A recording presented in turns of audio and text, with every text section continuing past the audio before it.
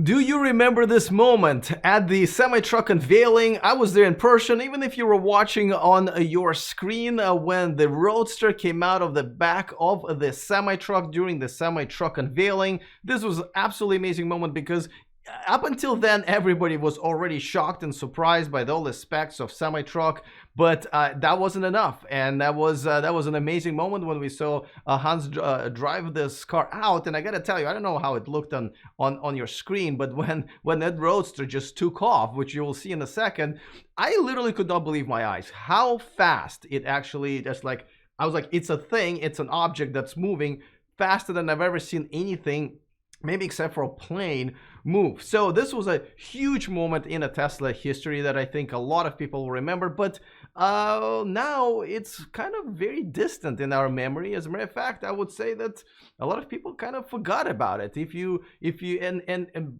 just in 1 second, I'm gonna bring up Eli Burton here for his segment Supercharged with Eli Burton, and he's gonna join me here to discuss what's going on, because every single product that was unveiled, including the solar roof actually, up until now is scheduled for production except for one, and it is the Tesla Roadster. And we're all wondering when, Elon, and we because at some point I thought, and I'll get Eli's opinion about it in a second as well, that this was going to be the next flagship car. Remember, Elon Musk wanted to basically have it as a hardcore smackdown to the gas industry, and everybody thought, whoa, this is it.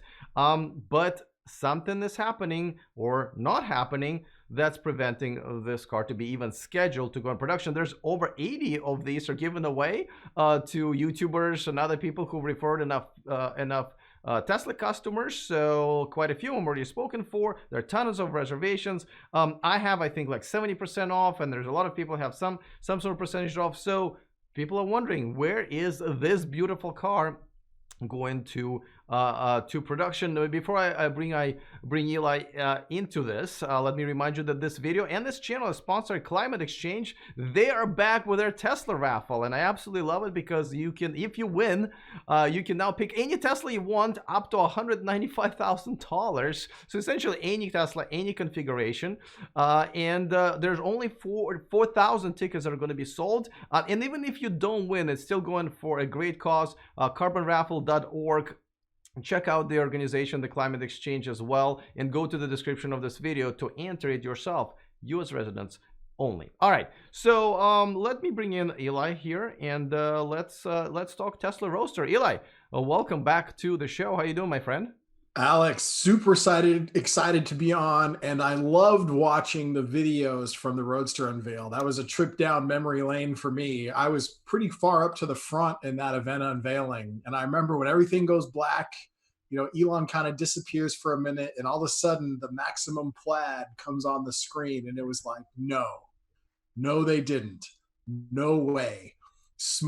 We see the smoke coming out of the back of the semi, the door drops down, and the most insane supercar I've ever seen. Franz drives it out, goes across the runway, parks on the other side. Then you see him just launch it across. And it was immediately visibly clear that this car had Maximum Plaid and that this car was way faster than the ludicrous P100D that was already destroying supercars. Yeah, and I gotta tell you, I that was an amazing moment. But the reason you're here is not to walk us down the memory lane. You're here to tell me and all of us what happened since. I just mentioned that pretty much every car and every product they've announced has gone to production or scheduled for production, including Model Y, which was unveiled after that. The Cyberpunk truck is going to be unveiled as well, and obviously that's going to be an addition. But what do you think has happened to the second generation Roadster? So that's the big question. When this car was first announced, it was known as the 2020 Roadster. That was the initial planned date for shipping. And based upon comments made by Elon and a number of podcasts and other venues, it seems pretty clear that this car is not coming in 2020, and it may be something to expect for 2021. So the question you asked is why? Why isn't this car happening yet? I have a number of guesses as to that. And one of them, I think, is technology. I think when they announced this car, they knew that there was future tech that they had in development that was going to be necessary to put this thing into production. And I have a sneaking suspicion that this acquisition they did of Maxwell, that some of its technology is going to be critical for the Tesla Roadster to reach the energy density that's going to be required so that they can deliver 200 kilowatts in a vehicle that's actually smaller than the Model S. So are you saying that when they announced the car, and this is probably pretty common, I'm not saying this could be an exception, that when they announced the car, they really weren't anywhere close to be able to reach the 610 miles per one charge or 1.9 seconds 0 to 60? Do you think they were kind of far away, or and what were they thinking as far as how far and how fast they could develop the technology? So the 0 to 60 they already had. And for those of us who rode in the car at the event, it was very much faster than the 2.3 second ludicrous launch in the P100D. I mean, it was insane. And actually it was maximum plaid. So I don't think that they didn't have the 0 to 60. However, I do not believe that that car sitting there in the demo that was being demoed had a 200 kilowatt battery pack. I think that was very clearly based off things that they had in R&D and predictions they were making about developments and advancements they were going to make in the technology. And I think that the delay in the Roadster is also related to why we saw a little bit more delay in the Tesla Semi, because it's very clear that to do the amount of energy density that they're talking about, I have the sense that both the Roadster and the Semi are going to involve further advances in battery tech that they didn't yet have. And then why the Semi is going in production first and not the Roadster is assuming they've reached the battery plateau. I think the Semi is a more important vehicle to be sold and one they need to start getting delivered on. So I think that's why Semi is coming before the Roadster. All right, so I understand about the technical parts and the batteries and all of that stuff, and I'll give it to them. But do you think that the original intent was for the Roadster to really be the new flagship model for the brand, maybe take over even Model S, dare I say, because of all of the technology, because of 0 to 60 and the range and so forth? And if so, do you think it's still the plan, or Model S will just continue being the flagship model, despite the fact that Elon just told us that they're still making it for sentimental reasons? What do you think? So I think that the plan back in 2017 was for by 2020, the Roadster to be the ultimate performance flagship representative of the brand. I think that whatever they've ran into that they realize that it's going to take longer than they had planned to bring this into volume production. I think that's actually part of the reason why they put maximum plaid on the Model S and X, something I don't think was initially planned. I think it's to make the Model S continue to be the flagship until they really get this Roadster out there in a meaningful way. Well, speaking of sentimental values, though, originally it was the Roadster, the very first generation Roadster that basically made Tesla launch their brand. And I know they had a lot of issues and a lot of problems, but we all think of the original Roadster as the very first child of the family, and what essentially now is Tesla for us. And so there is a sentimental value in that. But do you think it's actually good that Model S will stay as a flagship car? Because Model S, yes, it is still a pretty expensive car, but at least it's relatable to people. It's a four-door sedan versus, as beautiful as the Roadster is, it's not something that people can, with families drive every day. Obviously, the price is even more outrageous, despite it's being very cheap if you think about hypercars. Do you think the Tesla community and you in particular would prefer the Model S to stay the flagship car? I think one of the values of having the Model S stay is the flagship car is people are going to encounter the Model S a lot more. That you have a reasonable chance at seeing a Model S on the street on, somewhere across America on any given day. There's hundreds of thousands of those cars out there versus the Roadster. Their plan at max production is to do 10,000 units per year, right? So this is a car that there's not going to be a ton of them made. And, even at that type of rate, it'll take 10 years before there's even 100,000 of them in the world, right? So these are a car that most people will never see. So I think it has a lot of value for the Model S, this, sedan that you can buy for $100,000 to be the top performing car, or at least one that's outperforming most of the other cars in the industry that are, that are coming right off the line. So yeah, I think it has a lot of value for that. And you know, I kind of wonder if that's part of what went into them putting maximum plaid on this Model S too, that they're like, you know what, this is the car that everybody knows. We're just going to continue to make this thing better and better and better and beat all of our competition's dedicated sports cars. Now, when the times, the time comes for this car to be made, where would it make more sense to make it? Obviously, the Fremont factory is full, though they keep saying that, but then they keep building tents, and then the Model Y all of a sudden is going to be made there, no problem. So, so I don't know how much space they actually do have there, and who knows? Maybe they'll start drilling tunnels underneath, and that's where they're going to make the Roadster. But there's obviously a lot of space at the Gigafactory 1 in Nevada. As a matter of fact, there are a lot of space, and that's where the batteries and the powertrain is made. Where would it make more sense? Because as you mentioned, the production is not really going to be on that large of a scale. Yeah, it's hard to know. It could end up being another 10 at Fremont, or it could end up being at the Gigafactory. I have a slight feeling it's going to be at the Gigafactory because we know that's a place that they have space. But I think time will tell, and it's hard to entirely guess with Elon. But if I had to make a prediction today, I would say Giga. All right. Yeah, I would probably agree, except for predicting is sometimes pretty tough. I mean, we know it's not going to be made in Shanghai, though they are going to announce the factory in Europe. And, who knows? I mean, I don't know where the reservations for the Roadsters all are. Roadsters are pretty hot in Europe as well. That might make sense to to build them there. They kind of, well, I don't want to speculate about that. But all right, but actually, let's talk about who do you think are the people who are going to be buying this Roadster? Do you think it's going to be the original Roadster owners and the original Tesla Model S owners that is kind of it's like when Volkswagen made the new Bug, the Volkswagen Bug, it was all the baby boomers just, started buying them. And all of us were like, I don't know why you want that car. But, do you think that would be a sentimental value for those people? Or do you think there would be a bunch of people switching from, Lamborghinis and Ferraris at such a bargain, really, $250,000 versus $1 or $2 million that you're so used to paying? What do you think? I think we're going to get a number of buyers and already have a number of reservation holders. And that's a couple of people. One, I think a good number of the people who bought the original Roadsters will buy it because by the way, so there was only a couple thousand of the original Roadsters made. And people had to give their money up front to Tesla, $100,000+ on a hope and a dream and something people believed in that at that point in time was a high risk that they were ever even going to see the car that they gave the deposit for.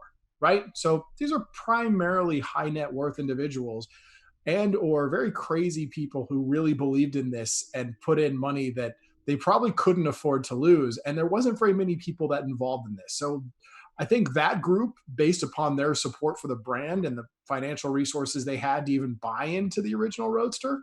And again, guys, this is before superchargers, right? This was just trying to support the electric dream when it was the only show in town crazy enough to do it. So I think those people, I think we're going to get a good percentage of adoption among them.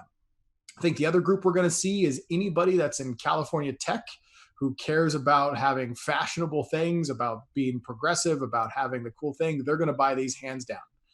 And then I think we're going to get a lot of people who see the performance, who want to buy a new supercar, who want to buy a new hypercar. And here's the big thing too. It brings people into a price point that you don't have to have $2.4 million to get the world's fastest car anymore like you did with the Bugatti Chiron. You're going to be able to do it for $250,000. So it's going to increase the size of the pool of people who were just previously buying high-end sports cars who can now own a supercar, hypercar. I don't even know what you call this thing. I don't even know what you call the one that's going to have the SpaceX package. That just kind of takes it to a whole nother level.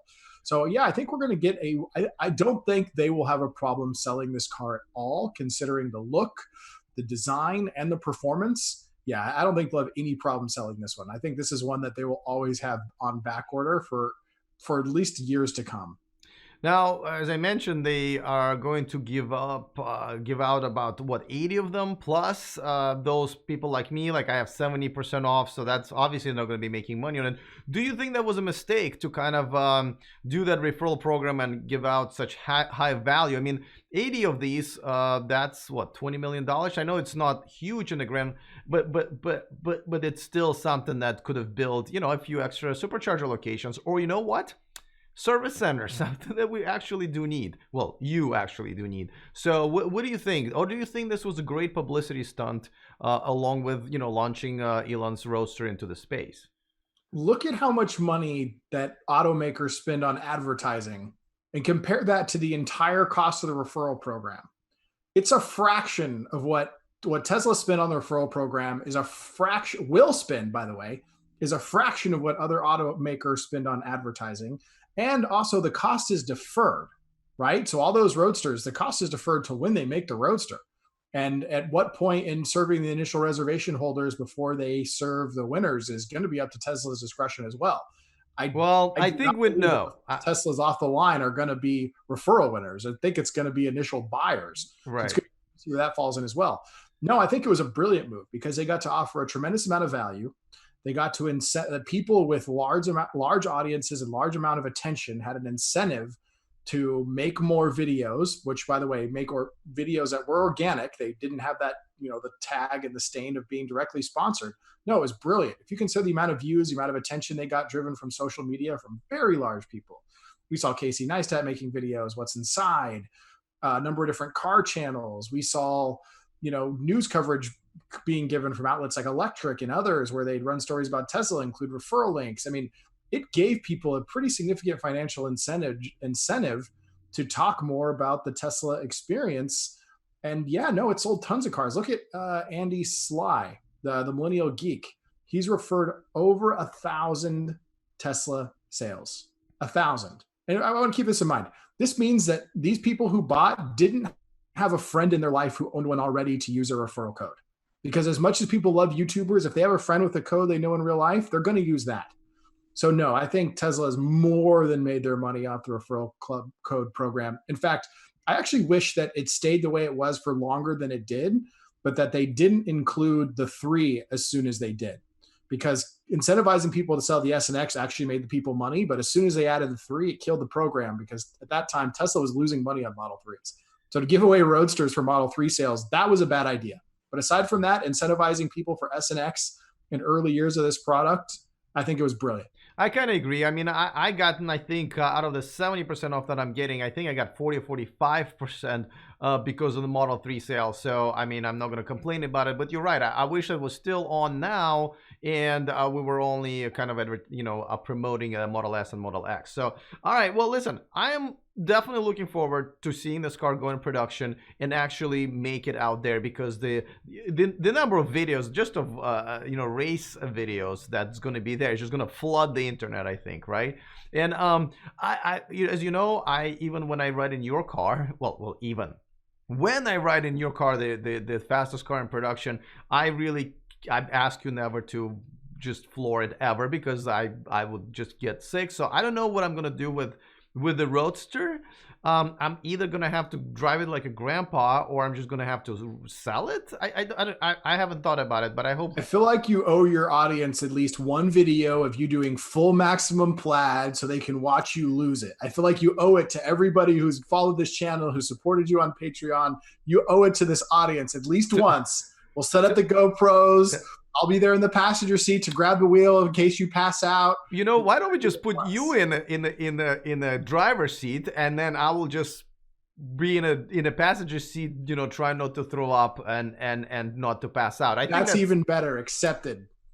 Great, done deal. Now we have to wait years and years until this actually happens. All right, I hope we still have our channels by then.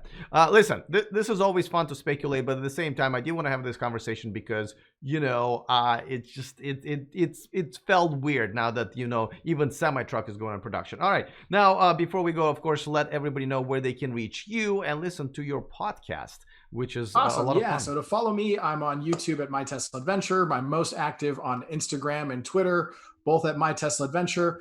And I also run a podcast called The Tesla Geek Show. You can find it on iTunes, Spotify. You can listen to it in your Tesla now that they add Spotify, all the major platforms. We do weekly episodes where we do some niche-specific topics about new things going on in the universe. We'll focus on certain cars. We'll talk about SpaceX, Neuralink, have guests on from the community. And Alex, we got to have you on the Tesla Geek Show very soon, my friend. I'm waiting for a call from your producer, so I'm hoping. I'm fingers crossed. I'll have him get in touch with you. All right, excellent. Have your people call my people. All right, man. Listen, it's always great to hang out with you, and we do this every week. So if anything, this is a reason to subscribe to this channel. I will see you next time. Thanks, Alex. All right, always love having Eli to add his perspective to this, and I gotta tell you, he geeks out on the stuff so much more than I do. I wish I did as well. I you know, this is beyond my physical abilities, so I'm excited to have him to talk about it. The links are in the description of this video for everything that he has mentioned. And by the way, if you want to follow me, you know, and see what's going on behind the scenes, and you'll see Eli there a lot. Don't forget to follow me on Instagram under E4Electric, and of course, get on our free VIP list where we send a bonus story to you every weekend as well. Stuff that I just can't fit in into my daily videos or e4electric.com website. So don't forget to do that. Let me know your guesses. What's going on with the Roadster? Are you a reservation holder? Are you going to get it? Are you excited? Looking forward to your comments. Other than that, see you next time, and remember to stay charged.